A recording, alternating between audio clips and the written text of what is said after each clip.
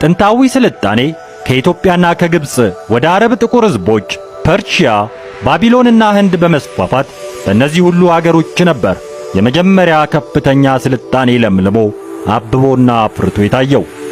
ብዙ የታሪክ ሊቃውንት በአድናቆት የመሰከሩላት እናት ኢትዮጵያ ጀግኖች አባቶችን ብቻ ሳይሆን የታሪክ እናቶችንም ያፈራች አገር ናት። በኢትዮጵያ የባለ ታሪክ እናቶች ቁጥር እጅግ ብዙ ነው። ነገር ግን ለአብነት ያህል ጥቂቶቹን እንመልከት። ስለ ንግሥተ ሳባ የታሪክ ሊቃውንት የተለያየ አመለካከት አላቸው።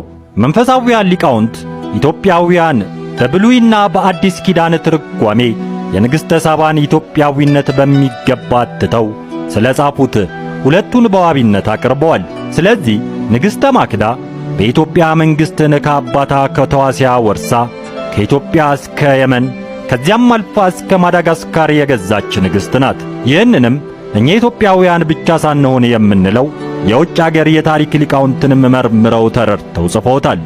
ለምሳሌ ጀምስ ብሩስ የተባለ እንግሊዛዊ በታሪክ መጽሐፉ ስለ ንግሥተ ማክዳ ሲናገር ጌታችን ኢየሱስ ክርስቶስ በወንጌል ባጭሩ ንግሥተ አዜብ ብሎ አነሳት።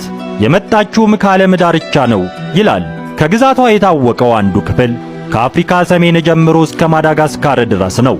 ይህችም ንግሥት የሰለሞንን ጥበብ ለማየት ወደ ኢየሩሳሌም ልትሄድ በተነሳች ጊዜ አበሾች፣ የበርበር አሕዛብ፣ አረቦች፣ የሙር ሰዎች ተከትለዋታል።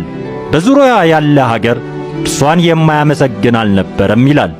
ከዚህ ላይ አንዳንድ በስም የተጠቀሱ አገሮች አሉ። ይህም በጥንት ዘመን የኢትዮጵያውያን የግዛት ክልል ስፋቱን ያመለክታል።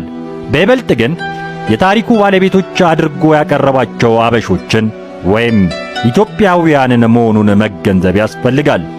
ሞሪዮ የተባለውም የፈረንሳይ የታሪክ ምሁር ንግሥተ ማክዳ የኢትዮጵያ ንግሥት እንደሆነች ሲያስረዳ ንግሥተ ማክዳ በአክሱም አጠገብ ባለች ሳባ በተባለች ከተማ ተቀበረች። በመቃብሯም ላይ 24 ሐውልቶች ነበሩባት፣ አሁን ግን ተሰባብረዋል ይላል ስለ ኢትዮጵያ በጻፈው ታሪክ በሁለተኛ መጽሐፉ ላይ። ዳግመኛም ጀምስ ብሩስ የኢትዮጵያን ታሪክ በጻፈበት መጽሐፉ ንግሥተ ሳባ የሰለሞኑን ጥበብና ሥራውን ሰምታ ኢየሩሳሌም በአይሁድ ሃይማኖት ተጠመቀች፣ ልጅም ወለደችለት፣ ስሙም ሚኒሊክ ተባለ ይላል።